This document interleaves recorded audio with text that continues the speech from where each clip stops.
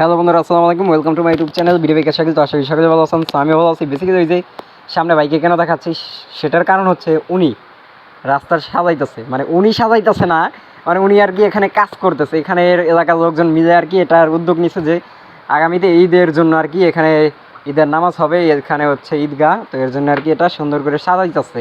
তো রাইতে আপনাদেরকে আর কি আমি লাইটিংটা দেখাইতে পারবো।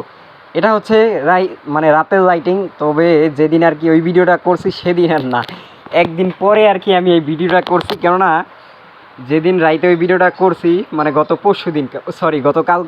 গতকালকে আমার কাছে হাতে তখন ফোন ছিল ঠিকই, কিন্তু তো ফোনে এমন পরিমাণ চার্জ ছিল না যে চার্জে আমার ক্যামেরাটা ওপেন হবে।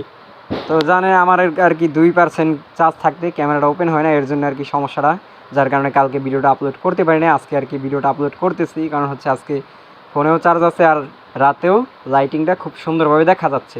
তো ভালো লাগার মতো একটা বিষয়, কারণ হচ্ছে দেখেন গ্রাম অঞ্চলে এরকমের সাজালে দেখতে অনেক ভালোই লাগে, আর বিশেষ করে রাস্তাঘাট সাজালে তো কোনো কথাই নাই।